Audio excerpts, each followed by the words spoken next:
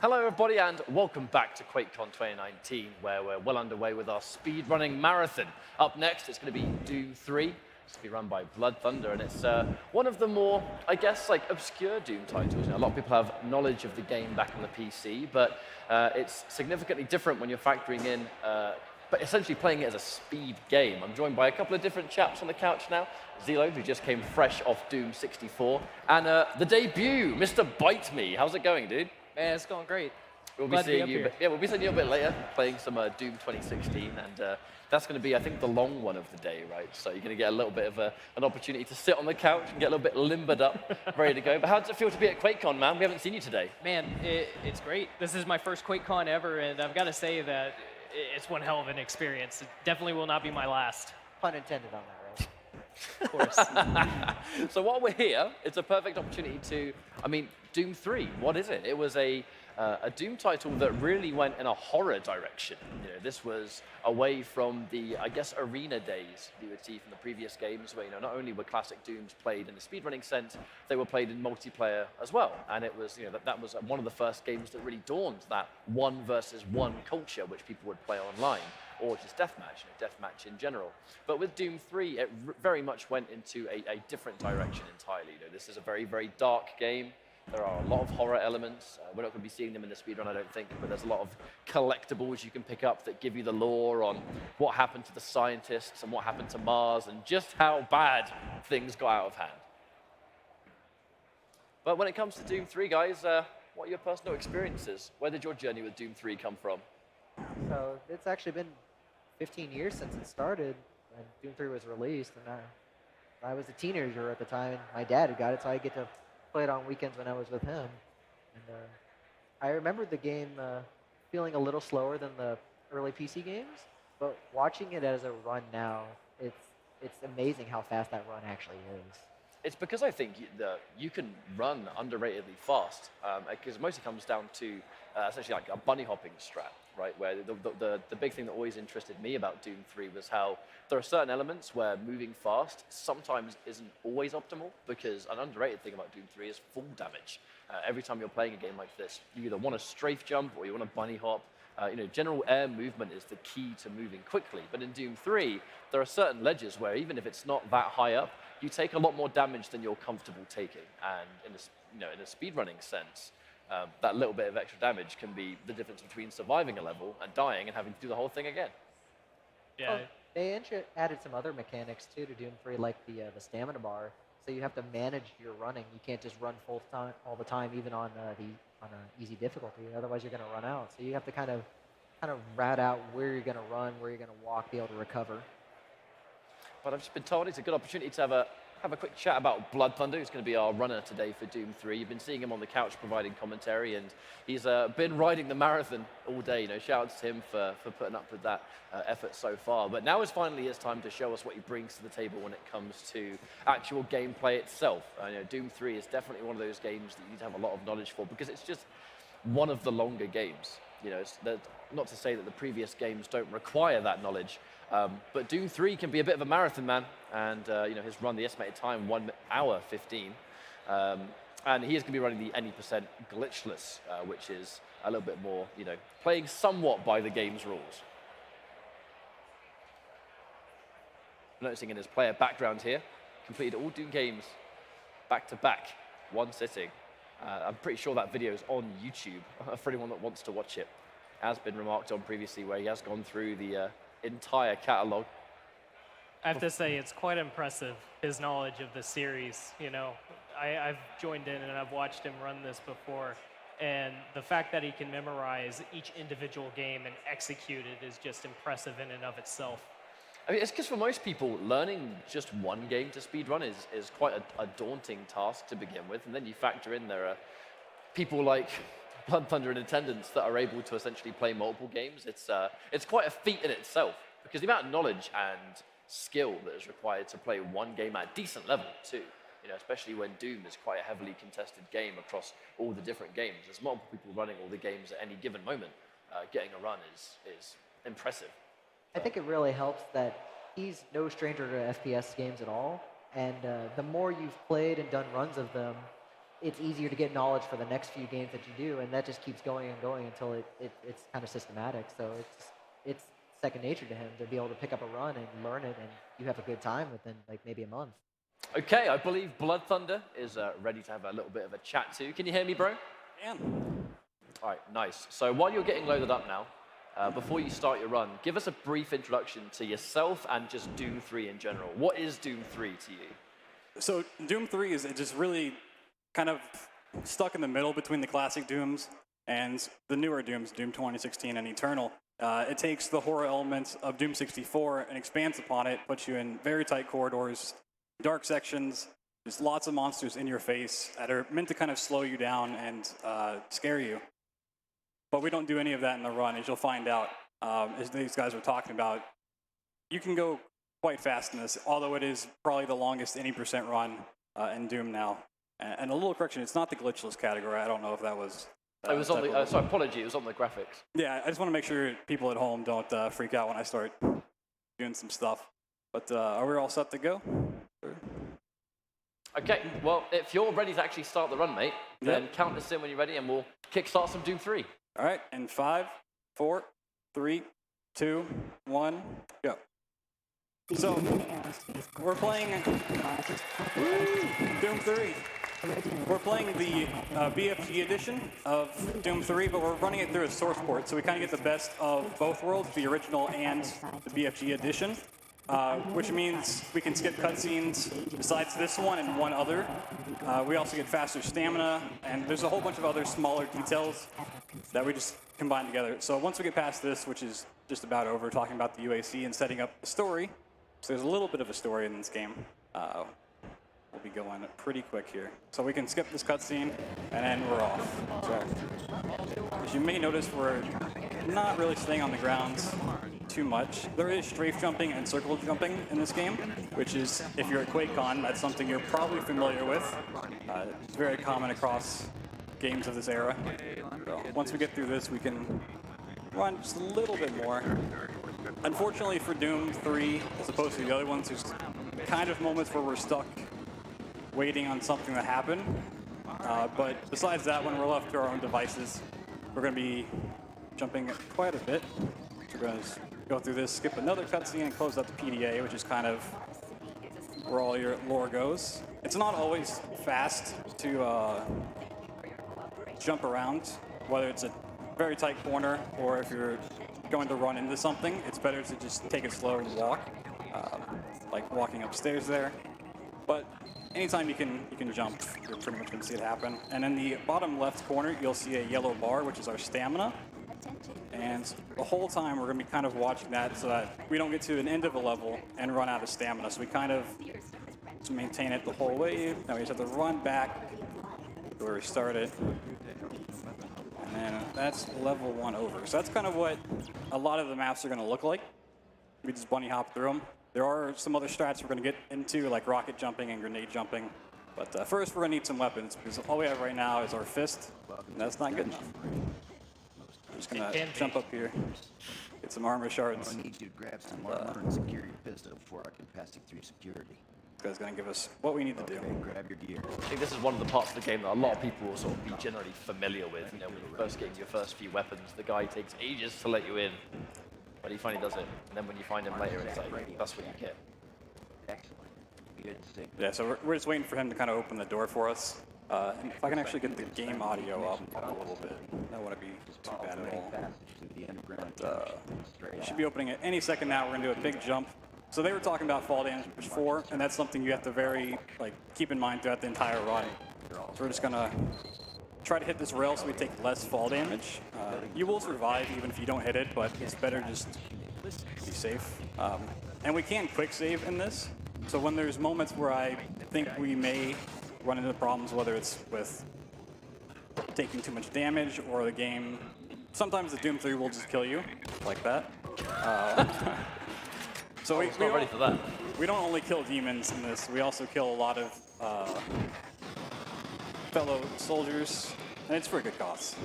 But we'll wait until the lore happens for that. I'm pretty sure the voice in the beginning told you to be careful with that thing. Yeah, I don't listen too well to rules. Yeah, there's also a lot of elevators that we have to take up or down.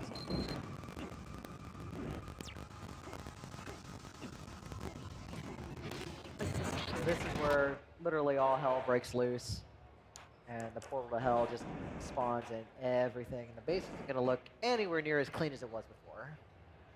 It was a really engaging cinematic experience the first time through, watching everything literally go to hell in the base.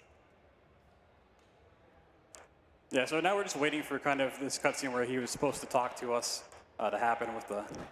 We kind of figure out about the demonic invasion happening and people freaking out, like, oh, what's going on? And he would normally turn into one of the infected like this. So that's what we take him about before. But now we're just going to run back, take the elevator back down. All right, so sorry to interrupt you. Yep. I think we've all probably listened. There's a bit of an audio issue going on right now, and there's some crackly audio. So we're going to take just a little bit of time out, and we're going to make sure we fix that for you. This is a little bit of a lengthy run, so we want to make sure that we're ready and that BloodThunder's in the optimal position. So what we've seen so far is essentially, Doom 3 is, I think, underratedly fast. A lot of people probably that played it casually don't realize just how fast you can make yourself go. Even if the movement's not crazy complicated, it's still, if you've played anything like Quake, you're familiar with getting that circle jump for immediate speed, body hopping to maintain it. That's something that's also not only prominent in the single player for Doom 3, but the multiplayer too. There was a period competitively with Doom 3 where, if memory serves me correctly, and from what I've been told, it was while players were essentially waiting for Quake 4 to come out. There was a scene that would come and they would play at some QuakeCon. You can still go on YouTube right now and find some of the old QuakeCon VODs. Players like Gopher, for example. Shouts to Gopher, who essentially the 1v1 culture of Doom 3 was very heavily like it could be hide and seek sometimes.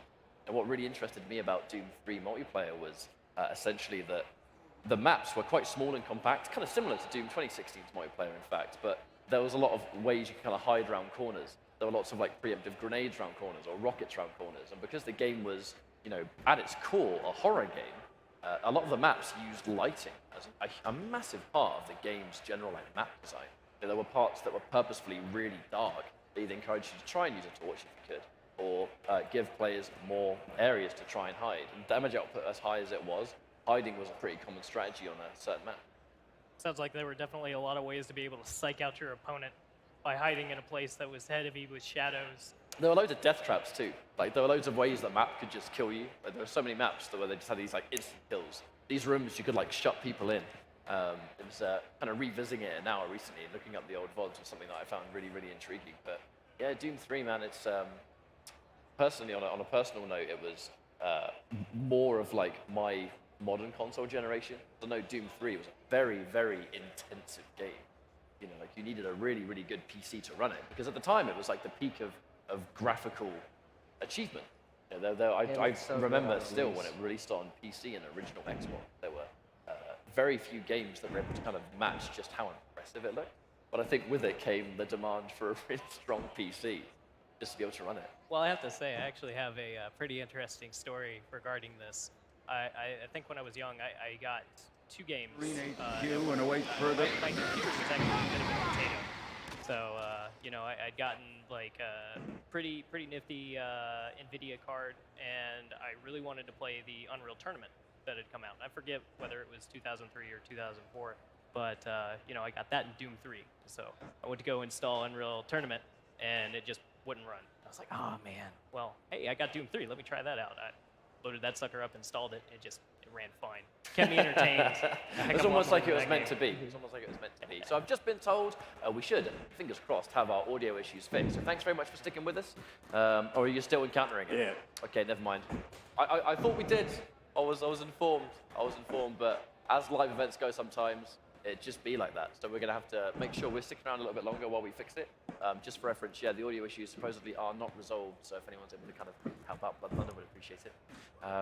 But because I've always said to you guys, the important thing about this marathon, on top of the fact that you guys have given us your time and expertise, this show is not possible without you, but making sure that you're comfortable and the game runs the way you're familiar with it running. Ultimately, your guys' runs make the content what it is. Definitely, because when we were doing setup yesterday, Doom 64's lighting system is very picky, so it takes very, very specific brightness setting. So we had it looking good at first, and then the moment I went to pick up an invincibility sphere during testing, my entire screen was just a giant white sea that you couldn't see anything out of. Yeah, I you could only remember see the looking HUD, over. and that was it. All right, cool. So, Thunder, are you okay now, or are you still encountering your troubles? I think they restored it, so I think we're good. Okay, cool. Reload? That sounded okay to me. So Yep. the plan was to continue it from where you last picked up off, so where you were before. All right. You ready to resume? We're good. All right, so let's resume. Thank you very much, guys. Apologies for that, but we should be back in business now. We'll see you. Here we go. So we're continuing back from where we just were. We're going to see our friend get drug away there. Unfortunately, we can't save him. They're already kind of gone. And now we have to go all the way back to where we started, but we're going to pick up some weapons along the way. One of our favorites. Little bit of lag there. There we go. Yeah, just a You little didn't bit. see nothing. It's part of the game. So there's actually a trick there. We got the bridge to stay down because we went so fast early on that we got to the part where you usually hit a trigger to spawn the bridge going back up, but because it wasn't all the way down when we got there, it wouldn't go back up. So now we have the shotgun, which is a weapon you'll see for a lot of the run. It's a little inconsistent. Sometimes just one of your bullets or one of your pellets will hit and you won't kill it, whatever you're shooting. And sometimes you can one-shot a Revenant, which usually takes a lot of damage. Once again, just running back and trying to maintain some of our stamina as we do so. I'm just gonna run by that guy. Get up a little early.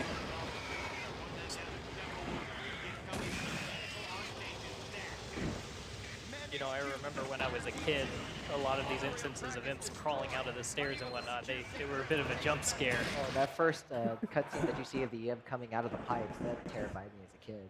And it's in the darkness too, and the lighting perfect. So you That's see the a big lot. thing about Doom 3, right? Lighting plays such a big part of it. Normally, you know, the torch was almost mandatory for some of these maps, but you know, a little bit of a brightness adjustment, whack it all the way up, and the need for the torch doesn't become as prominent. Yeah, as you'll notice, we never bring out the flashlight. We never turn it on. We just turn up the brightness, and we're generally good for the most part. There's a couple of dark areas, but we can get through them. There's also a lot of knockback from enemies when they hit you or when they shoot you. So sometimes I'll crouch if I get real close to them to kind of avoid that happening. Just get right in their face.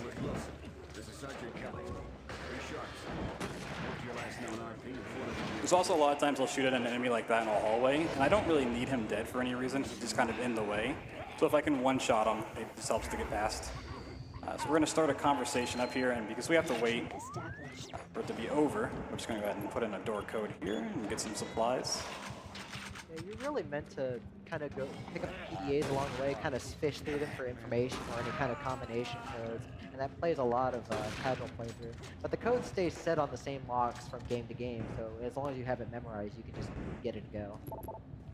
That was one of the things that I also appreciated about Doom 3 was how the story was driven through those audio PDAs and the texts that you could find within them. Yeah, I know one of my personal favorites is when you finally go into hell and you find some of those audio logs of one of the researchers.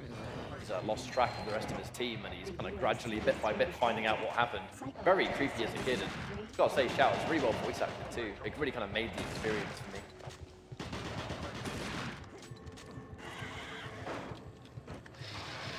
So you'll notice stuff like barrels and panels falling. A lot of times that's not a big deal, but there are certain instances where that can just kill you. As I mentioned before, if Doom 3 wants you dead, it will just kill you.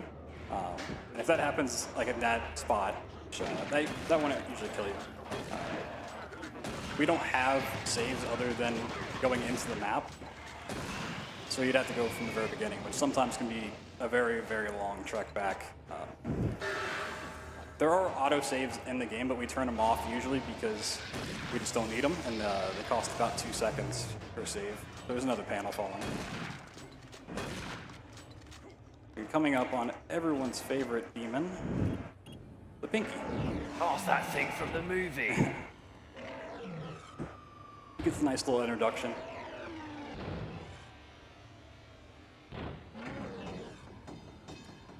Yeah, this is one of those horror elements that just really, really leaves an impression.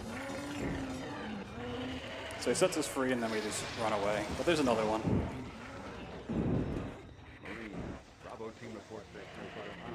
You'll also notice I sometimes will crouch in midair. If there's like a pipe that's hanging down that would normally block me from jumping, I'll try to crouch under it after I jump.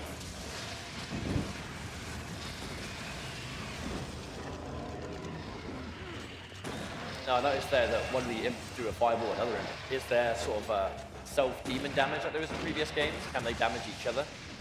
I don't believe so. At one point I knew that information. As you guys just mentioned before, I actually run a ton of different games, so some of the technical details I get lost on here and there. A lot of the lore goes out the window. I try to remember it the best I can, but yeah. I will say I don't think that there is any infighting in this version of Doom. There's actually a pretty cool trick, and it's often a little difficult coming up here as well. So we're going to try to bypass a room, so I'm going to save in case I mess it up. We're going to hopefully jump off this railing. So I actually got the trick, but the demon already moved, so we're trying to either get boosted over to the next railing or land on top of the demon's head, like that. There we go. Nice. A little better. And then we don't want to get hit by this laser. We're just going to crouch under it. And that's called a slope boost, which you'll see a couple times over. Very, very useful. So we're going to pick up some health because we're actually going to skip turning off the fire up here. We're just going to take the damage. Go. It's pretty amazing that the fire doesn't just outright kill you. I guess they thought they would have done enough damage to not be able to skip the puzzle, but you can just slide through on this difficulty. Yeah, and it's important to note we're doing this on the easiest difficulty for many reasons. One, because it's the fastest. You're just going to get through it much faster if you don't have to go and get supplies all the time. I'm going to save because this guy's a jerk. All right. He loves giving me those boosts lately. He gives you boost, but sometimes he can boost you over the railing and then you just die. So it's better just to be safe. Now that two-headed demon, I believe, is a demon that's new to Doom 3, and I believe its name is the Maggot. I believe you're right. So we got a little cutscene here. We're going to try to skip some of these enemies that we can set up. We may jump here. He's actually going to grab a PDA that's right above him that you normally have to walk all the way around to get. Close. It's pretty precise because grenades don't really give you like a huge boost like they would in, say, Quake. There we go. Nice. That's probably the hardest grenade jump that you have to do. I'm also going to save here because there's a pretty cool trick that you can do. Get a BFG early. You're not supposed to get it here, but if you're fast enough and you shoot Swan's assistant, you can get the BFG off his body, so I'll be using that later.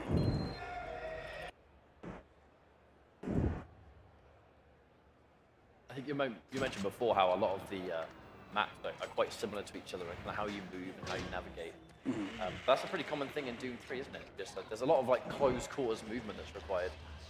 Yeah, there's a lot of the maps are set in the UAC, whether it's the Alpha Sector or the Delta Sector. So you go through them all together in like one big group, whereas kind of like the newer games, they're more spread out. You kind of traverse like the Hell and back, and you do go to Hell, and there's some variation there. But a lot of designs are like a lot of the same assets, look very similar, but they're just done in a different way. You just really have to know your way around the map and not get lost.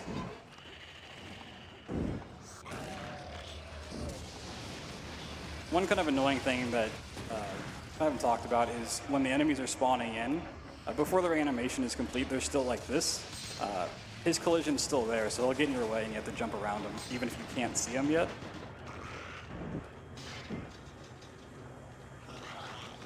Playing this a little safe.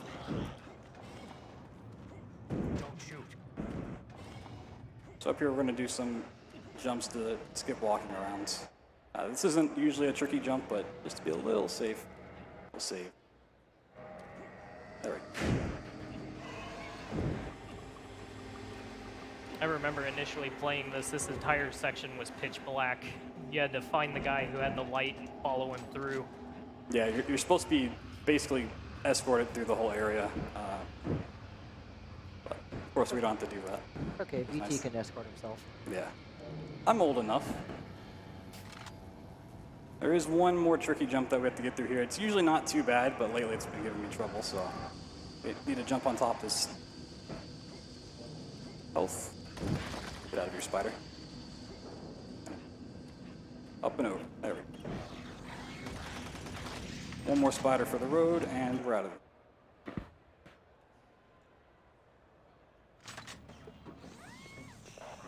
So this is one of the best parts, if not the best part of the entire run. Anytime I do a stream of it, this is what people come to watch. Playing some crane game. This is what you were waiting for. This is the content you tuned in. So one thing people always ask is why don't you just use the transfer item to incinerator for this barrel? If you hit that button, it'll take it over for you, but it'll also move the crane back to where it was when you hit the button. So we'd have to wait for it to go all the way to the incinerator and back to the position of the first barrel before we can control it again. And that's a little slow, so we'll do it for the second barrel, but we want to manually control the first. This is hype. Gas levels decreased 50%. We always know how rigged these crane games are, so make sure we get our prize.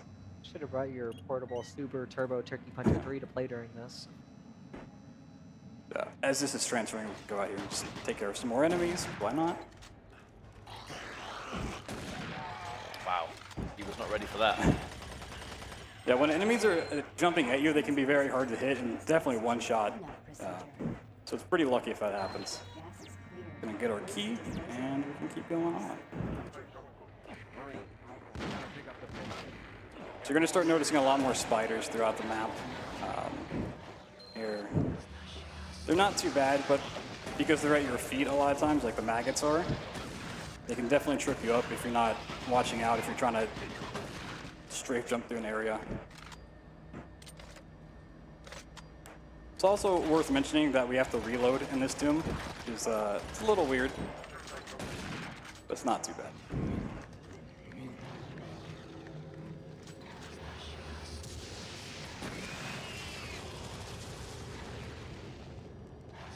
These demons also spawn in a very set manner, so we just look at where they're going to spawn and shoot them as soon as they do. I remember the amount of times in this game the evil scientist decides that he's going to send a demon to kill you, he has an evil laugh, and he sends one imp in a set location every time. It's like, bro, I don't know how bad you think I am at this game, but... You'd figure after about the 5th or 6th time, he'd start crying. Yes, because it's the same laugh. It's like, ha ha ha ha. Before you can finish laughing, the imp's dead, you've already gone through the door. You gotta respect the man for his enthusiasm. Budget cuts in the AC. You can only send so much, even through hell. So we're going to open the chamber so that we can just go through without having to wait. And Alpha Lab Sector 4 is kind of a tricky one to go fast in because we're going to have to jump on some very small platforms. And, hope not to fall through. Now that section about 15 seconds ago where you pressed a button, there's actually 2 buttons that you can press. The larger of the 2 will kill that poor scientist.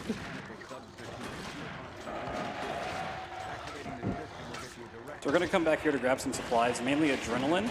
And adrenaline's very useful because it allows us to have unlimited stamina for a set amount of time. So we don't have to worry about maintaining it. And, for this level, it's very, very useful. So if I go fast enough, those platforms haven't fully come in yet, and you just jump across. You may see here if I don't get punched back enough.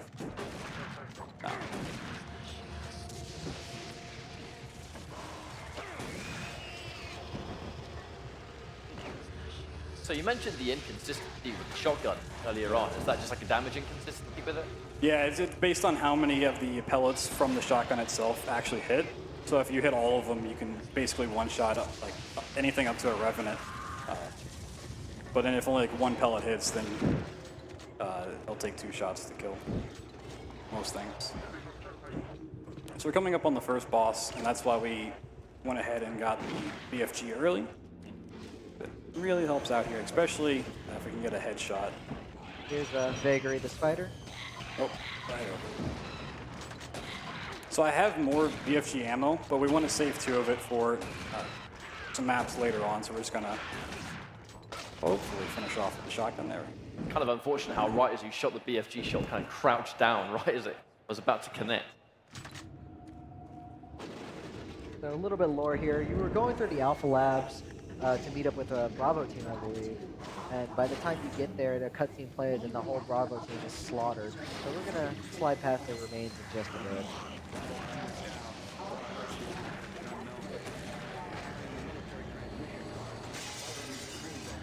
So here the fire doesn't do nearly the same damage as the one before, and it's not even a worry. You don't have to think about health or anything. And this is really where Lost Souls start coming into play, which are just absolutely awful. One of my least favorite demons. They're really spooky in this game. It's not even like a skull, it's just a human head on fire. Yeah. One of the more memorable demons in this game, I think, for a lot of us that played it.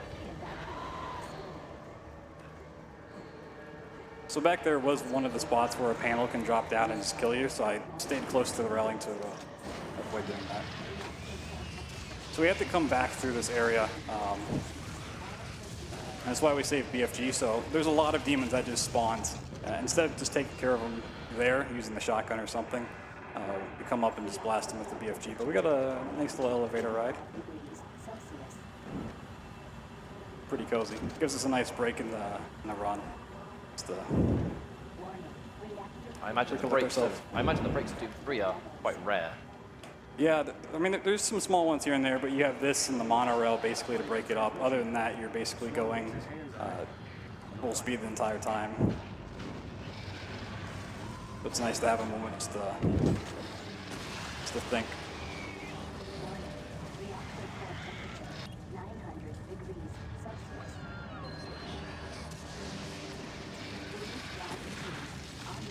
So right there's a good instance of where I probably should have one-shot that imp, but because we got unlucky, we had to two-shot him. I imagine sometimes that put you in a little bit of hot water when you kind of need to kill a demon then and there. Oh yeah, for sure. Especially when you're about to have to reload, if you're on like two shots or one shot and you miss, and then you have to wait for the whole reload animation to go through, and the enemies are punching you and putting you in a corner. It can definitely slow you down. But yeah, we might run into that later on.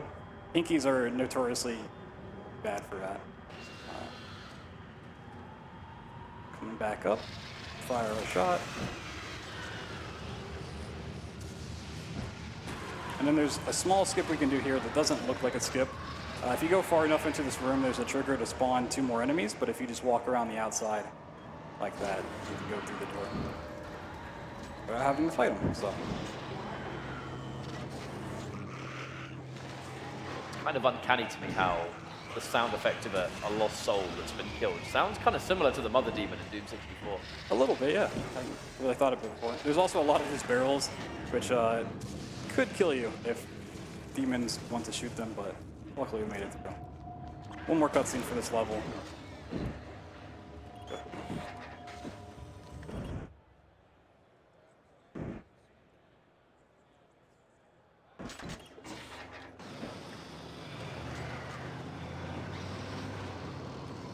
Now, these areas outside are really some of the areas that I think are some of the more memorable ones, where you have limited oxygen.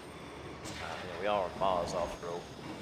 Yeah, that never really factors into the run because we're in and out of those areas so quickly that oxygen never becomes something to worry about.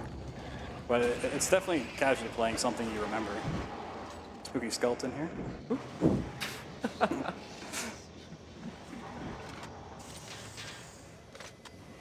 We're going back outside real quick.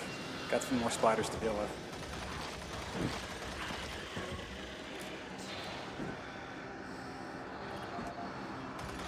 So coming up here, we're going to be getting one of just the best weapons ever, which is really nice for this run as well, as you'll find out.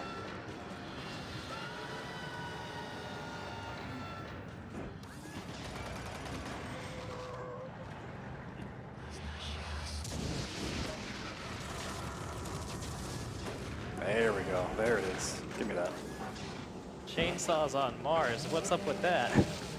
There's actually some good lore about if you go in and read why there's actually a chainsaw on Mars. I don't remember the exact details, so I don't want to. It's something like they were supposed to get some different kinds of parts, and the company accidentally sent a bunch of chainsaws instead. And the staff are just like, we don't know what we're gonna do with these, so they just keep them locked up. So the beautiful thing is that's the case on the surface, but it was actually a Martian Buddy weapon locker. And the Martian Buddy PDAs were actually spam emails that were injected by a hacker that was in on what was going on, what was being performed by Dr. Petruger. So they were intentionally sent.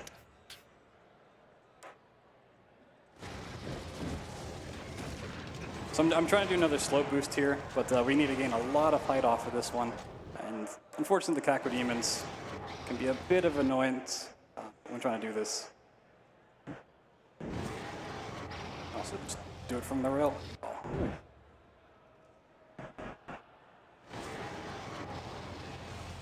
There we go. Nice. Very nice. The trick's not over yet. We have to do another jump. That's why I saved up here. Be very safe. Oh. You know, going back to the Martian Buddy thing, one of the beautiful things about those cabinets is I believe they take like a 4-digit or 5-digit code. Back in the day, there was actually a website that if you paid attention to the PDAs, if you went to that website on your browser, it would give you the code to open them. That's some deepest lore right there. Is that website actually still there? I know it was a few years back. I don't know if it's still up.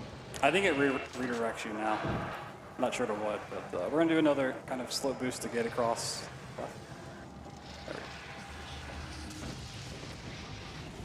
So coming up is our instance of Berserk.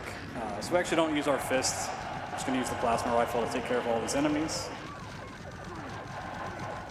But a really cool thing about Berserk in this game is it speeds you up quite a bit. The screams are so good when you have Berserk on. Yeah, you hear the whole time. So if we go fast enough, we can actually use this outside to kind of traverse a little faster. It's a little hard to control, but got there. Actually kept it all the way to the end. I always remember one of the levels I remember the most here is you've got that chainsaw demon and it's on the dimly lit hallway. It kind of keeps repositioning. So there's actually 2 Cacodemons that can spawn here. One sometimes just won't come up to fight, but there's also a trigger right about there that if you cross it, it'll spawn in. If you press the button from far enough away, you can call the elevator down. You just not have to worry about the Cacodemon at all.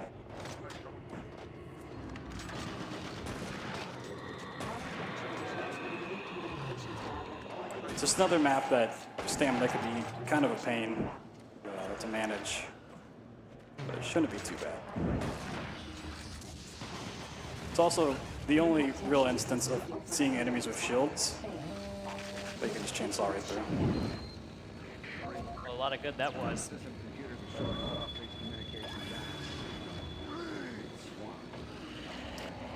It's always nice to me going back to Doom 3 where even now there are very few games I feel that have really nailed the satisfaction of like a general chainsaw weapon. And obviously the chainsaw has seen quite a significant kind of evolution in the modern Doom games where they kind of serve as a somewhat instant glory kill to replenish resources, but Doom 3, there was just something so satisfying about it for its time. And the fact that it doesn't have any ammo and you don't have to worry about it, you can just use it as much as you want, is so great. Gets you out of a lot of sticky situations. Seems to be much faster too, right? You know, where you normally hit a shotgun blast, you kind of risk it being inconsistent and leaving him alive, and the chainsaw kind of just deals with it all the time anyway. And also because everything's essentially close quarters, having the chainsaw really helps out. So this is our friend Jerry. Going to help us get through the map, unlock a couple of doors for us. Our goal here is basically to keep the enemies from seeing Jerry, because he will start shooting at them and stop walking. So if we can kill them off before he starts fighting with them, we'll just keep on walking. So I'm curious, where does the name Jerry come from? It's just his name. I dig it. You'd have to ask Jerry.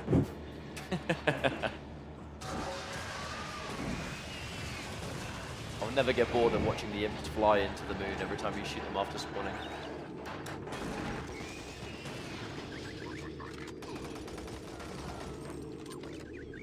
So yeah, here's an instance of us not spawning in a demon until Jerry's passed, so that he won't have to turn back for him.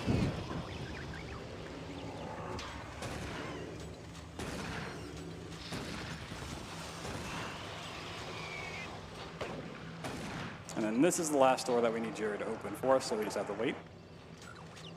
Oh. You had to inspect the dead dude first. He's very curious about what's going on.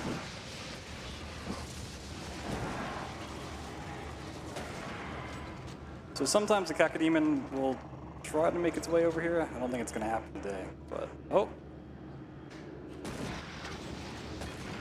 Guess he just wanted to die. He's trying to get some stream time. Computer system shows Swan and Campbell are still in the area. Watch It's another wonderful elevator ride going up. They always say the best speedruns have the most elevators, so the more elevators, the better the run. That was, for me, actually, what actually used to interest me about Doom 3 was the elevators were pretty much the most common way to ascend. You know, even in the multiplayer, it was a common occurrence where there wasn't really many ladders. It was kind of just ramps and elevators. So the UAC actually invented very flat wheels, which is very impressive. That's probably how heavy this is. I think they would just break in half. So you actually get an option here whether you want to transmit or cancel. Really, that doesn't mean a whole lot, but canceling saves like 4 to 5 seconds on the next map. So probably go with that. And with all these panels and like the way you transition in and out of levels, it really bridges the gap between the classic Dooms and Doom 16. Because there's a lot of panels much like this. They're a little easier to hit. You don't have to be as precise on what you want to click on, but you can see a lot of the same design elements in terms of the UAC facility and just map design in general in 16.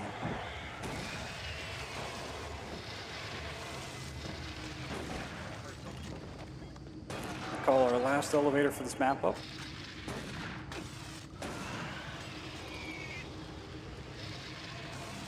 You'll often see me clicking on the call button a couple times just to make sure that I actually pressed it, because sometimes it'll look and sound like you did, but sometimes the command doesn't actually go through. So I guess while we're in the elevator and waiting, do you have a specific favorite part of this game? Definitely anytime you're in the hell maps. Just the design, I think, is really cool. You don't get to see a whole lot of it in this game, so when you do it, it's special. And you also have infinite stamina, so it's less pressure to maintain that as you go. Is the infinite stamina a cause of the adrenaline that you use, or is it? It's just part of the nature of the maps itself. Just story-based, being in hell. Nice. It gives you the rage to go fast, I guess. Yeah, it's been a long time since I played the single player for Doom 3, so these little details are going down memory lane, if anything. We're gonna have a surprise Pinky come around this corner. Very, very aggressive.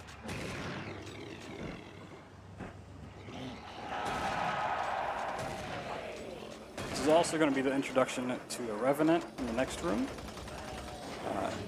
And while we can potentially get one-shots with the shotgun on Revenants, a lot of times I'll just use the chainsaw instead. It's a much more consistent way of killing them.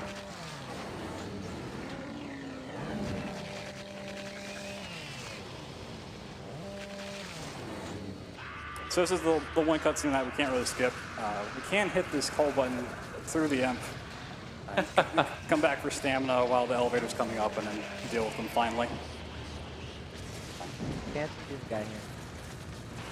So this next part's kind of tricky to go through because we're going to just run past the Pinkies, but they don't like that so much. They want their screen time too.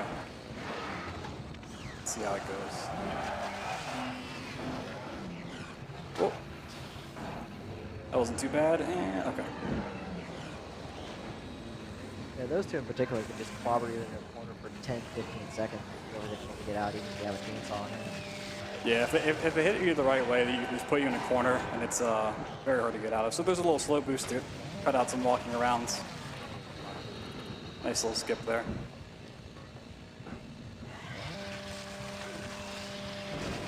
I'm going to save because this drop can sometimes just send you flying off the pipe. Ooh, that was very close. don't want to have to make our way back up. I don't think the fall itself would kill you, but it's just a time loss thing. At this point, our adrenaline's out, so it goes back to maintaining stamina. There's quite a bit of the map left. Go through. But even now, you can see just how close quarters he is. One of the worst hallways in the room. If you're not a fan of spiders, you don't want to play this part.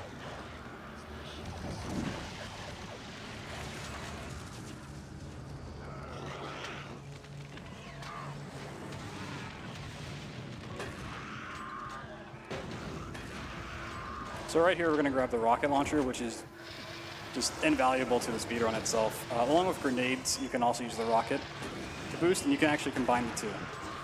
Throw down a grenade and then time it so you shoot the rocket and basically get boosted twice, which you can do right there, but this is a little bit safer.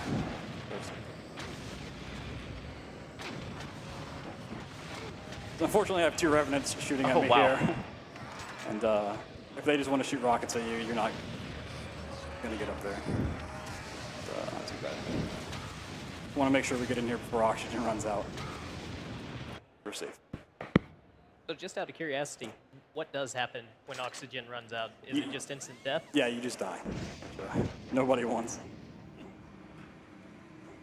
One of the more difficult parts of the game when you're a younger age and playing the game when it was originally out was managing the oxygen just gives you extra stress. There's more stuff to worry about. Oh yeah, and we also just did a trick there, so we can back out of the room, and your cursor stays on the panel longer than it probably should when you're backing away from it. So as you have the momentum to walk out of the room, you can just activate the door to close. Let's go ahead and climb up here. There we go. So we have to wait for this door to open anyways, but we don't have to go through the trouble of doing that jump after the door gets unlocked. That was kind of sure everything's reloaded, ready to go. The Trigger's lines are so good in this game. Yeah. His voice actor did an amazing job. I think he really nailed it in the creepiness factor. Interesting. Pass that Revenant? Okay. This map can definitely be a little rough to get through at times. But so far, so good.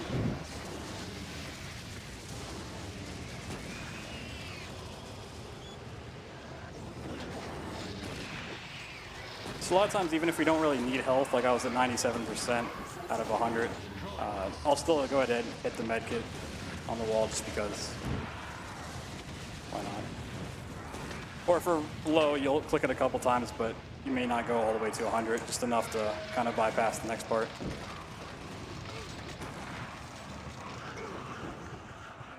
So here we have the cherubs, which are kind of like the spiders. They're on the floor, just in your way, but way, way worse. Way harder to hit. Yeah, just a general nuisance. Yeah, they're really creepy too. Half fly, half infant. Nothing scarier than an infant. Especially when they sound like that. So here we have kind of a cool fight with the Mancubus, but fortunately for us, we have the rocket launcher, so just gonna rocket jump past it. Yeah, this big moment. Like, dude, where are you going? We'll fight him later. Don't you worry. Toxicity level detected. Air scrubber, water scrubber 2 active 3. Attention.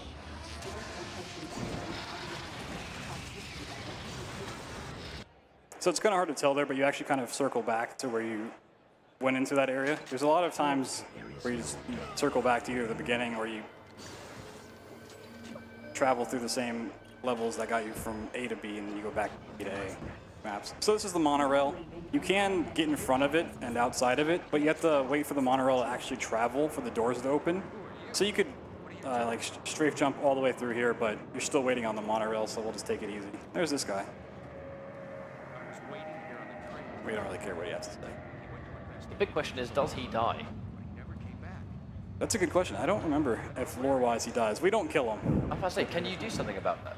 So we actually, no weapons. Oh. There's a danger. Too. Like they're somehow connected with those things. You know, I naively thought you meant, could we do something to save him? Oh, definitely not. Well, Never. I take that back. I think he does die because they only mentioned finding one Marine, and you are the Marine they find, so I'm assuming, yeah, he did in fact die at some point. Rest in peace. He might die in the crash into this. Site 2. So we're coming up on our first little stop. We're going to go in here and unlock Airlock malfunction. Please the rest of the contact monorail. to facilitate repairs. Thank you, and have a nice day. So one kind of annoying thing here is when you open that door, it'll reset your gun back to the shotgun, even if you already have something else out. We like to pull out the rocket launcher for this part. So you have to kind of wait for the game to pull out the shotgun, and then you can pull out your weapon. So if you're trying to go fast, you kind of have to take a small break there. Airlock security override enabled.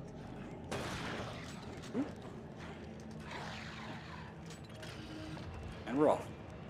So yeah, he's gone now. Now leaving. He's somewhere. 2. Next stop. Maybe he got off Mars. I imagine the spiders didn't get on. Those are no guns dying. Not allowed.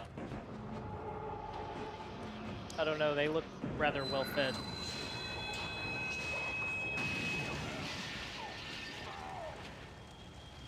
So we're going to skip this cutscene, but not until it starts to fade in. Access ramp. Track An interesting thing about the skipping cutscenes, if you play at 60 FPS, which was the cap for the original game, you can skip them right away, but if you play at 120, which is the cap for the BFG edition, you have to wait like an extra half of a second. Skip it. So this is kind of the first instance of using both the grenade and the rocket to boost up.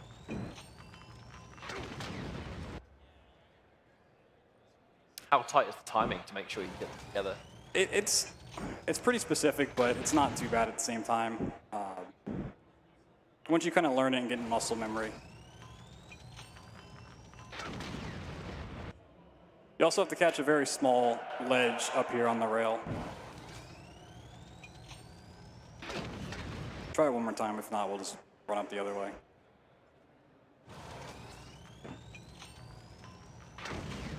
Oh, Oh, that was close. yeah, we'll just run up the other way. There's plenty more of those jumps to come, so. Fortunately, that's actually not that big of a skip. You'll find out. So it is cool to do, and you definitely want to do it in runs if you're going for a good time, but for what we're doing here, don't necessarily need it. So it would have gotten us up here to this rail, so you can kind of see. Cool stuff we do doesn't always save tons and tons of time.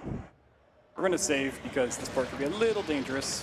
There's a turret that we could disable by grabbing a PDA, but we hope that the turret starts attacking something else, or if it attacks us that we have enough health to get through to the exit. So now we're in Delta Labs, things kind of become more relaxed for a little bit. It's another map that maintaining stamina is very important, and we do have adrenaline for a good chunk of it, but at least in the beginning here. Systems down. Always keep that in mind.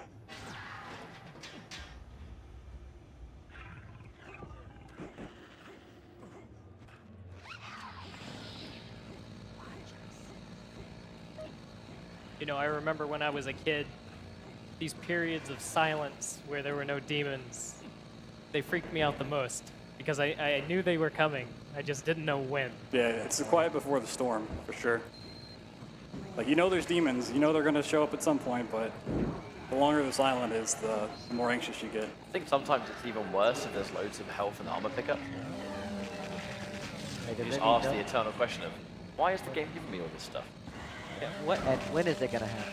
Why do I need these things? What are you trying to tell me? I think he was just very generous and just opened his mouth so you can stick a chainsaw inside it. You just want to taste it a little bit, you know? That's probably, Last meal. probably a little late for his dental appointment. Needed a quick shot.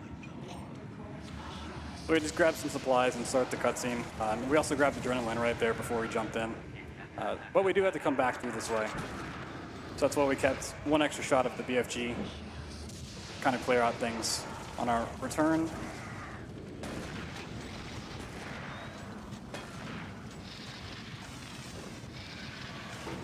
I have to say, the designs for the Cacodemons are really frightening.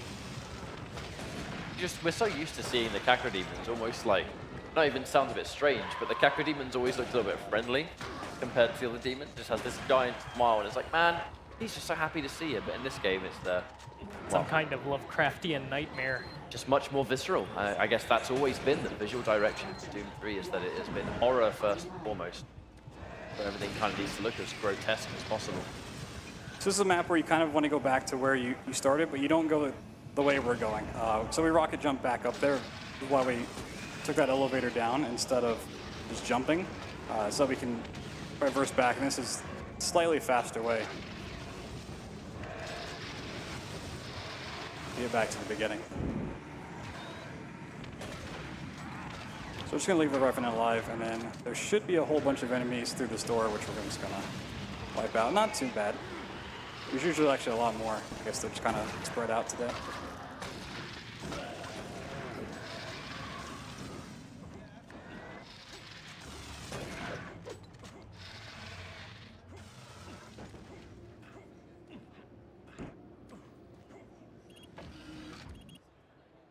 There we go, the return journey. And we saw there with the sort of like commander zombie almost, where a couple of maps to go, he died to 2 shots, this time took 3. Right, exactly. And this is one of the shorter maps. There's actually a really cool trick at the end. One of the more recent tricks discovered, I believe. It's one of those ones where if you blink, you'll miss it. Wondering, how did I end the level? It's actually really scary seeing that imp get close to the elevator, because he can kind of wedge himself into the door as it's closing, and it just will never close, and you're stuck inside the elevator and you can't kill him. Making progress, Marine. Your journey is being you will die, and your soul dies. So you usually come over here and you get a mission, and then you come back. Going to try to get the teleporter. But because there's an end level trigger up in this corner, we can just do a rocket jump, and Oh, that's wow. Makes life a lot Yeah. easier.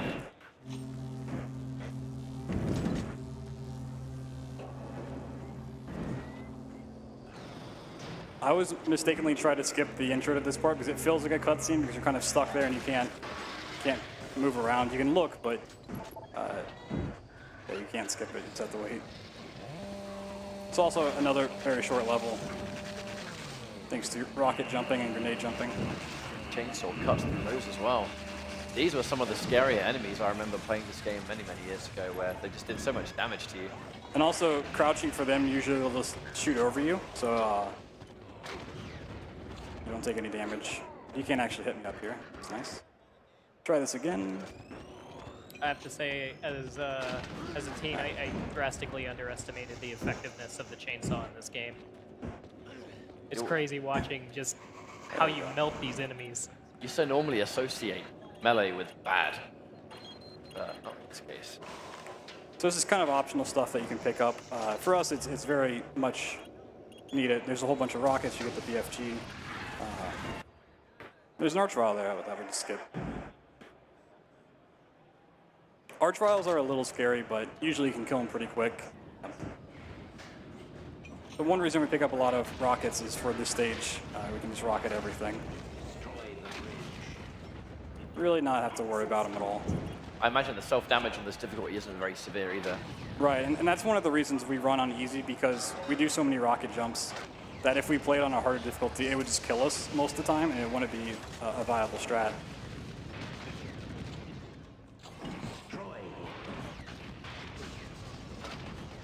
Rocket jump up here, and then we're going to do another grenade rocket jump up top.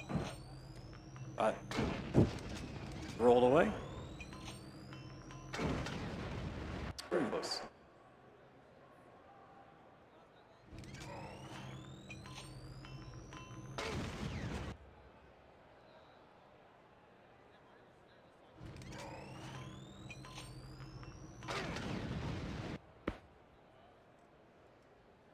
Looks like a very tight timing to get like that max height.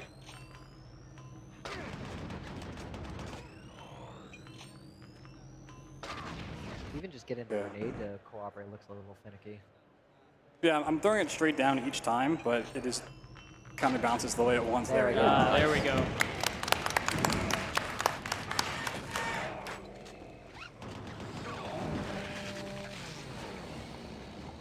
So yeah, once you rocket up, jump up there, you've taken damage, and there's 2 more of those soldiers that really just want to kill you. It's a little difficult to get past them without dying, but just run past them. But there's also another pretty hard trick at the very end of this stage. It can be a pain. Hopefully it's not too bad.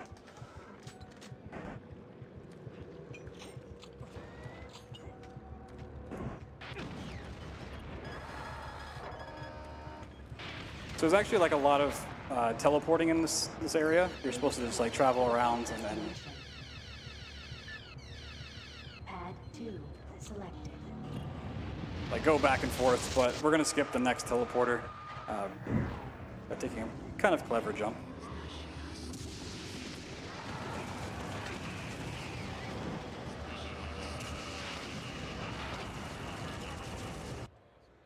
We're gonna jump off this railing, hopefully.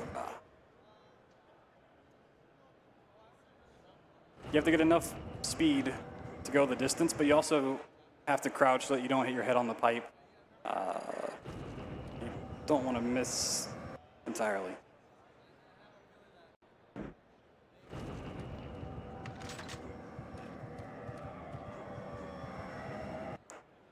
It's ever so close. I imagine there's quite a fine line with this one. There we go. There we go. Yeah, nicely done.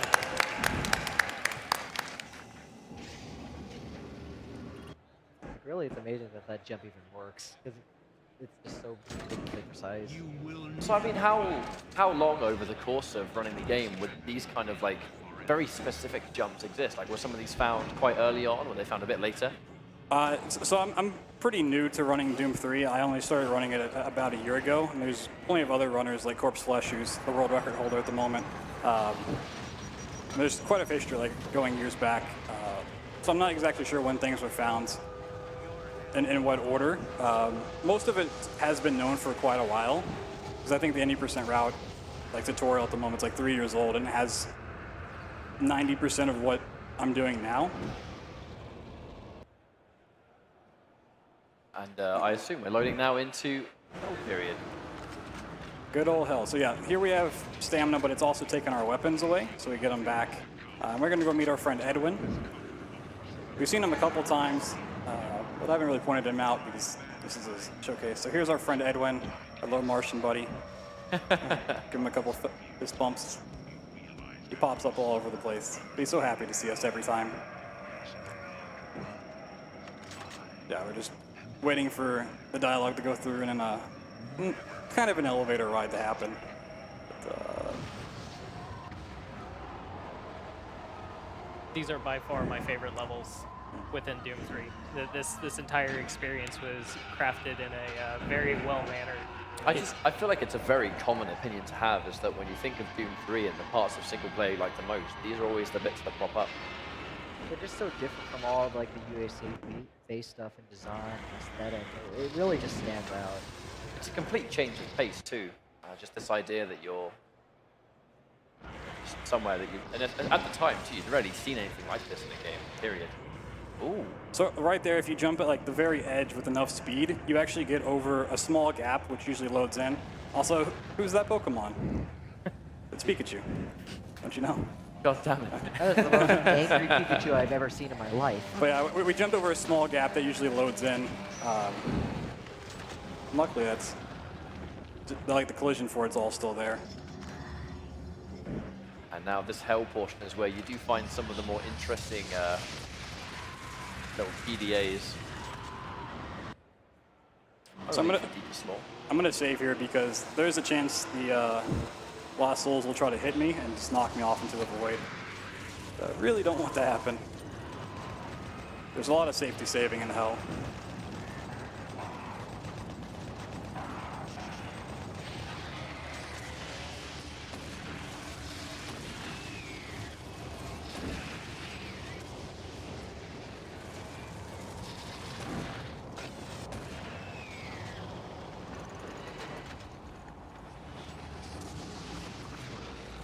So one of my favorite parts of Hell is coming up here.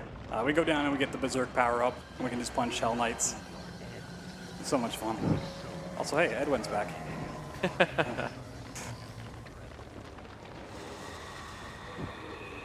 So there's actually like a lot of imps that spawn in down here, but you only need to kill certain ones to kind of progress. So we're gonna pick up Berserk and then kill off the imps.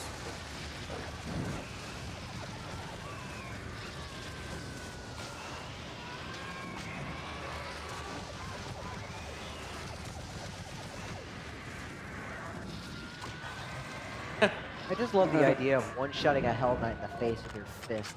For me, it's the sound effect. It's the thunk. So usually when you come in here, you wait for that to drop down, but you can just do a strafe jump to the side and keep running through. Cheers, mate. Yeah, there's a lot of lost souls that will just randomly spawn in here. Well, not randomly, but they're set, but they will definitely try to knock you off course if they can.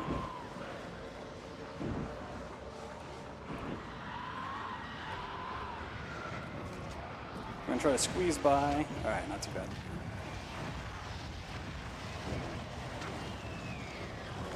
A little secret BFG back here.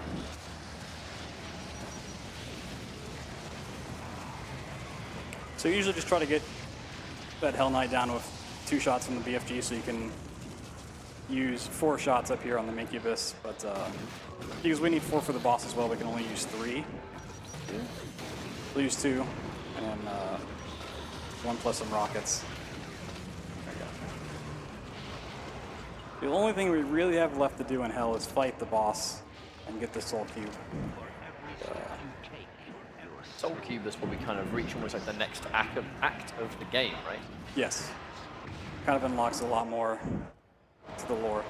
I'm going to save there just in case this happens to glitch out. I've never seen it happen to anyone else, or never heard about it, but in practice leading up to this, his health just like went into the floor and you couldn't kill him, but he died first try, so there we go. Got the Soul Cube. You know us as the Soul Cube. Free us Really hoping they from bring this back for Eternal. and we will help It just completely changes up the whole pace, doesn't it? enemies. Yeah, it's very different from all the other weapons because it has a cooldown based on enemy kills. So if you use it, then you have to kill so many enemies to get it back. And it's just a little bit different. I always like mechanics that are a little different than the norm. And makes us stronger. So now we have the Soul Cube, we can teleport back out. When we hear a call, we will pass the And it also takes away all of our weapons once again, besides the Soul Cube. So we have to go through the process of picking them all up, making our way through. Luckily, we get most of them back pretty quick. Capable of sending millions of my children into your world. I believe this is kind of when you learn who the true villain of the game is and what their intentions are.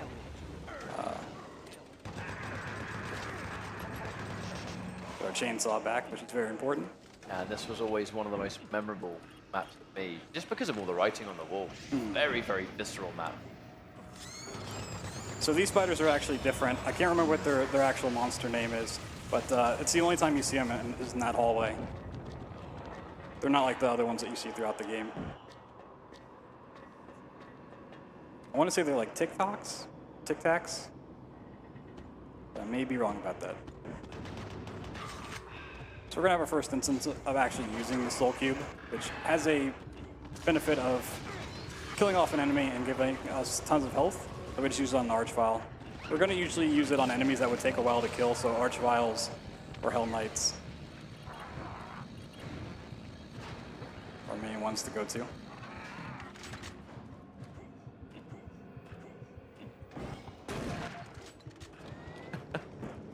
So he actually dies for a reason. Some of the other kills that we've done were just for fun, but he actually counts towards the Soul Cube, getting it to come back. So if you don't kill him, you have to kill an extra demon in the next map, which is kind of a pain. And he was going to die anyway, so. May as well not be in vain.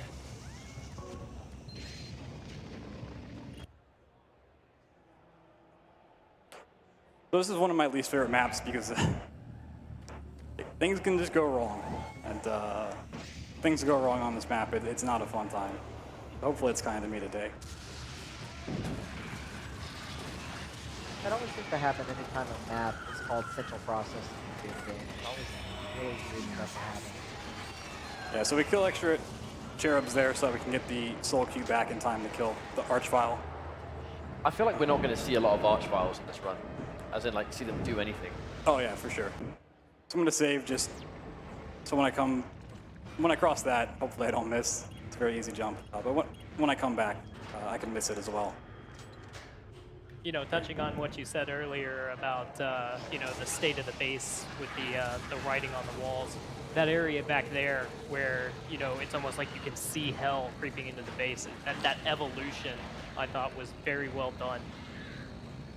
But it also, once more, it kind of reminds me of some of the visual direction that we would see in later Doom that just came years and years later. I was always a huge fan of those maps that were kind of like caught in the middle of like the portal in between UAC and Hell. It was always like the most visually stunning maps to me. So this is another case of we're just going back the way we came in. We're just doing it a much quicker way. We jump down a floor and then just go right by the elevator. All right, that wasn't too bad. So we do all that so we can open this door over here. Take another great elevator ride down.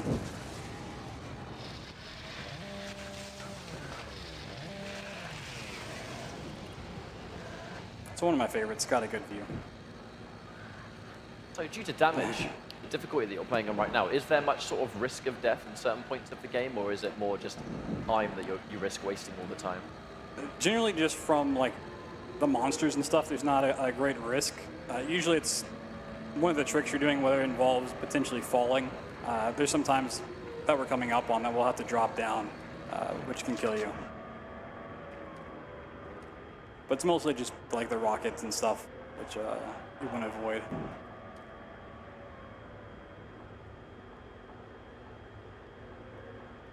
Almost there. This is probably the slowest elevator I've ever seen.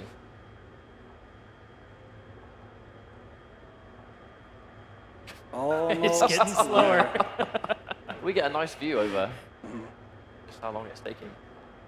Almost there. 3 hours later. A few moments later. Oh my god. Genuinely, oh my god. This was funny and now it's not. Help! Help!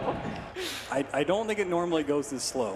Where's the fire rescue What have button? we done? Is this... Oh. Would you like the Jeopardy music while you wait there? If you're in the UK, it's the countdown Almost. theme. Da-da, da-da, da-da-da, boom. Yo, this is still going. Can we find a skip for this? I would hope so. I don't think it usually takes this long.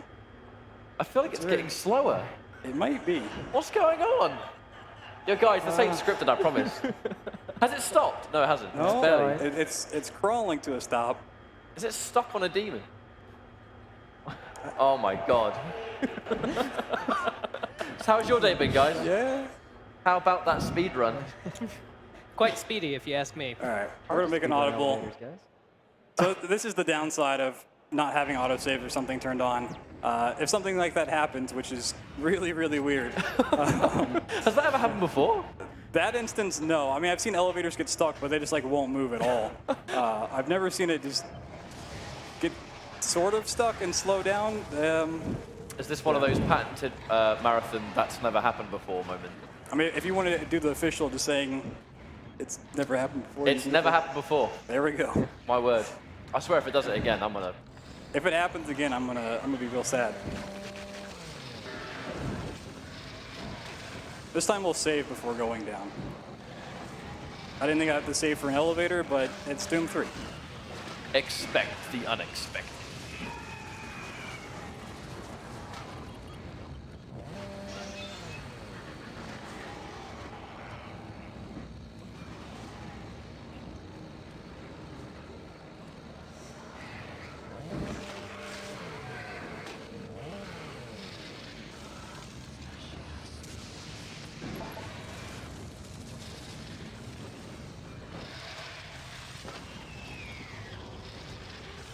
Just to be safe. All right. All right, ride or die, baby. Oh, That's- it's a good start. Oh man, oh that feels so good to see it go this fast. Now we get to put into perspective just how much of a weight. That's much better. Yeah.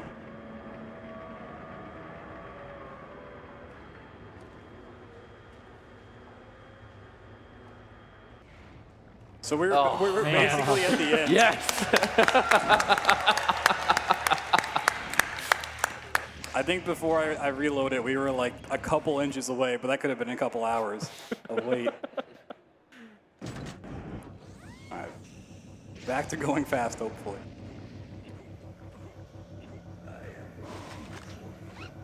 You can take your anger out on Sarge coming up. So that's going to be another instance of seeing Arch Files, but you don't really get to see him doing anything.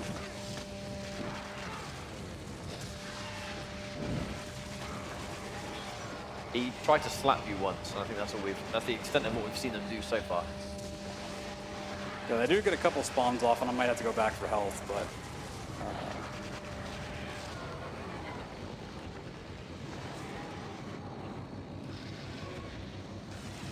So I will actually need a little bit of health for some rocket jumps, just to get the Sarge a little quicker.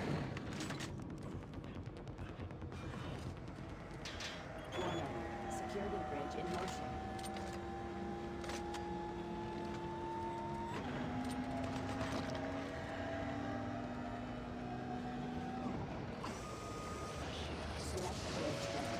So we don't actually need to go to the server bank, but we're going to set up this rail so we can jump off of it into this wall. And this is a case where, depending on how you land on it, I can do different types of damage. That was really close. Nice. So here's Sarge. You may have recognized him from the Doom Eternal keynote yesterday. It's a little familiar. Now he's dead. R.I.P. Rest in peace, Sarge. So that's how we got our BFG back, which is real nice. He died. Always have comfort in the BFG. Now there's not too many maps left, but we're going into Site 3. I mean, this is what always took me as a younger age playing this, was just the idea that there was another weapon that was also dangerous, like the BFG. You know, we were so used to the BFG kind of being like the one power weapon. Yeah, and there's actually a trick I did at the beginning of the stage to jump over a cutscene trigger. If you just go a little bit outside of the elevator, do a rocket jump and kind of crouch, you get past it.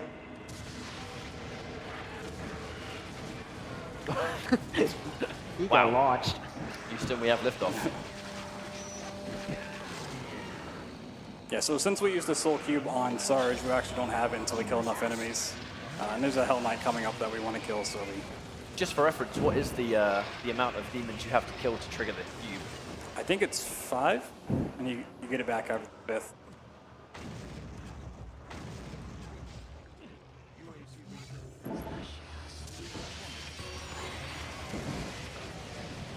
So there's actually a demon over here. He's a trickster. He's going to fool you into thinking he's our friend.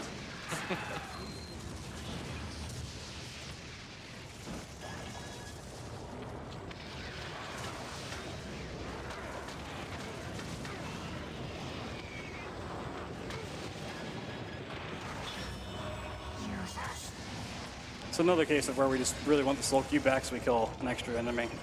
But we really don't have to. It's just nice.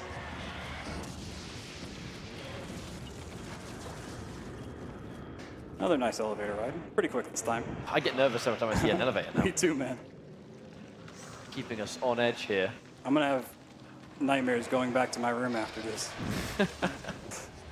Might have to take the stairs. I say, will you even make it, mate? That's the question.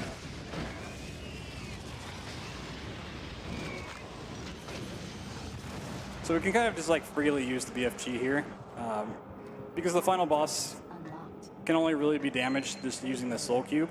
You don't need the BFG, and we get a lot of ammo, so you can kind of just probably get around to using it. Probably didn't need to use it there, but why not? Show it off.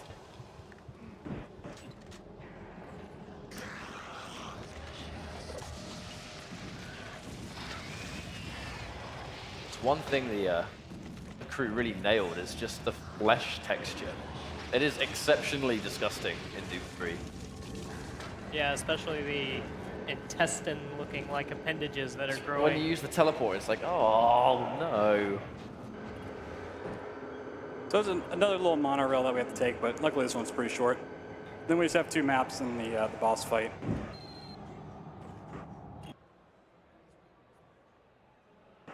Caverns 1 has quite a lot of strats to it. Caverns 2 is a little bit more relaxed. It's pretty easy to get through. So if you're doing runs, this is really the last scary one. The boss can still just like stomp on you and kill you in one shot, which can be scary, but usually if you're doing runs, this is like, if you can get through Caverns 1, pretty much set.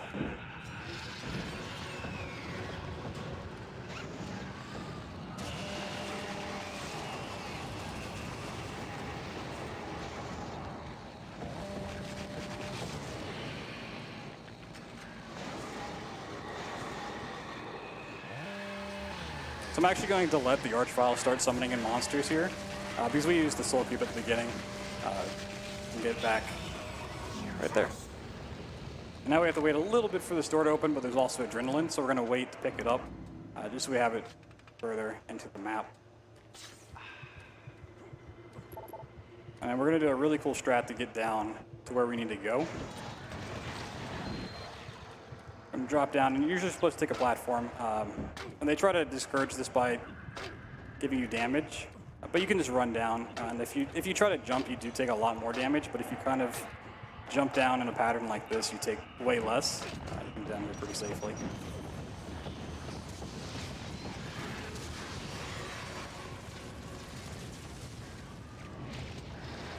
Combining the Soul Cube and the BFG just kind of looks a bit unfair, really. Yeah, and then you add in rocket jumps on top of that, and it's very clean.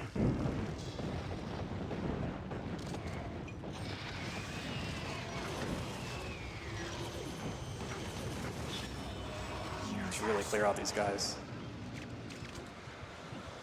So one really big drop, tug the wall, you gotta skate down. Whee! This is a very safe method to get down quick. How smooth.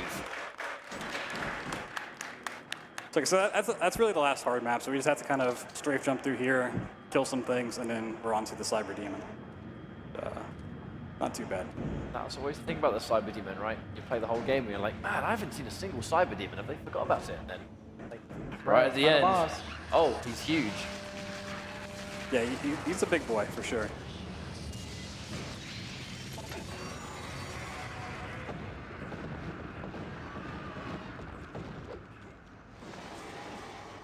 One more thing of adrenaline off this table. And these little archways are actually really short, so if you're trying to jump through here, it's very likely that you're going to hit your head.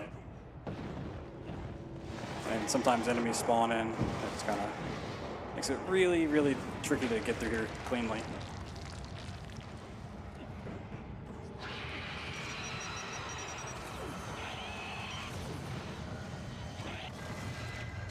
It's not the quickest way to kill it, but that was pretty damn good. So just do this to get the Soul Cube back and not have to worry about him. Like I said before, the Cyberdemon can only really be hurt through the Soul Cube. You have to do it 4 times, I believe.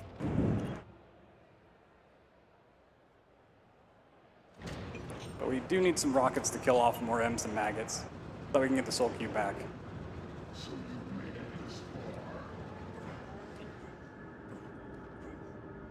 It's that classic setup as well, where you kind of find equipment along the way, but here we go. I think we have sort of an elevator ride to go. Uh-oh. Yeah, it's That's the real last boss right there. Yeah. A little spooky.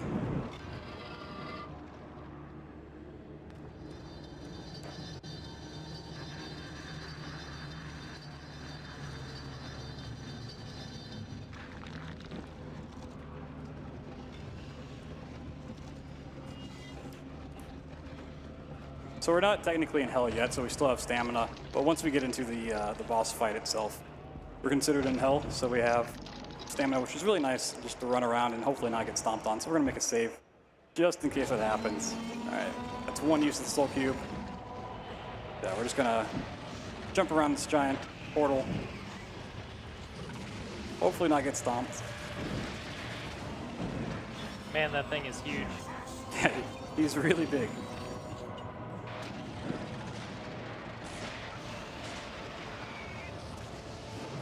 Now, even on this difficulty, like, are his rockets a threat? Only if they push you off the map, which they kind of can do if you're jumping around a lot. But in terms of damage, not really, because the Soul Cube is going to give you health back every time you use it. So it's like health is never really a worry here. We're actually running faster than the Soul Cube can travel, so we're having to wait for it to catch up. I guess we'll go this way today. So when the Cyberdemon kills demons, does it count towards your Soul Cube progression? It doesn't. So if he's close enough to kill them when they spawn in, that means I actually have to run around again. Woo. Oh, very close. So he probably killed one there, unfortunately. There we go. This should be it. There we go. Ah, nice. Cyberdemon done and dusted. Oh, I'll always remember the final moment, man. That final moment at the end. But that's that. Doom 3. No more elevators. I promise. Thank God for that. Thank goodness. But yeah, I mean, while you're there, any kind of notes you want to give on Doom 3? Any shout-outs during the run? Huge shout-outs just to the Doom 3 community. A lot of people have helped me, given me tips and stuff. But huge shout-outs to Corpse Flesh, the record holder for this. He's absolutely insane at this, and anything that involved like strafe jumping, old Quake games. Just if you like this kind of movement, just go check him out. He's a great runner. All right, man. Cheers, man. So, well, we're gonna have some highlights for you guys in due time, and actually have BloodThunder for a bit of an interview. What do you reckon, Doom 3? It's even though it was always seen to be kind of one of the longer games because it is a fully fledged campaign, which I guess was a bit different to the sort of like the map by map style of the previous ones. When you're optimizing it, it's still pretty fast. Absolutely. It's an interesting game for sure. But I mean, even visually, we've just been able to kind of clearly see the, I guess like the segue from old Dooms, even like evolving into what would become 2016, and now there's still so much like visual style that has kind of remained and evolved in the future games. But it's just really cool to see. I saw some of those cool little jumps as well. Been joined by BloodThunder, who's now sitting right next to me, mate. How's it going? It was good. It's nice being able to actually go back and almost take a trip down memory lane, because Doom 3 is one of my most fonder Doom games. Not on a PC side, but when it had the Xbox release, especially the online co-op mode that came with it. So many people I would speak to kind of fondly remembered it. But yeah, is this the bit? Is this the bit, or is this? Oh, they highlighted the fast one. I think It's that's the the fast fast one. one. Oh, yes. I think I desperately needed to see that one again. I needed to see that one again. But yeah, man. So you've been running this game for a bit, and so forgive the ignorant question. Is this? I'm assuming this isn't your first time running it at marathon style, or? For Doom 3, it is. I've run Doom 2016 at marathon in the past, but for Doom 3, it's the first time I've been able to showcase it. Didn't quite go the way I wanted with like the elevator and stuff like that, and some of the jumps along the way, but that's just how marathons runs go. Like, you can't always get the perfect run. Something's going to go wrong, and you just have to be happy with it. And just the fact I got to get up here and show it off, hopefully it gets more people involved in Doom 3. Like, if you like this run, just come ask anyone who runs it to help. We can get you set up with the Sourceport and all that stuff and information. That goes for all the Doom games. If you like what you see here, just find us on Twitter, Discord, just chat somewhere, and we can help you out with that for sure. I mean, it's like speedrunning in general. It always seems like everyone's happy to help everyone, because at the end of the day, everyone kind of has a similar passion. Right. And when it comes to Doom, so there's so many people that I've seen to see that Doom players watch the other Dooms, even if they don't play every single one. Like, even here, you guys have knowledge on so many of the other games combined. Yeah. It's been really nice to see. Yeah, with more people in the community, everyone like kind of finds their own way to do stuff. So it's like, we may have a set route forever and it may seem perfect, but someone comes along and they just see things in a different way and they can find those new skips that will break the game wide open. And it's just like, the more people we can get involved and really bring the community together, the more likely that stuff is going to happen. So it's just everybody wins, everybody works together. It's a great thing to see. Well, thank you very much, mate. Well done. Fantastic run, and it was really great to see you take a little bit of a trip down memory lane. But as you would expect, we still have some more games to go. So we're going to go for a quick break, set up Doom 2016. Don't go anywhere. QuakeCon 2019. We'll be back in a few minutes.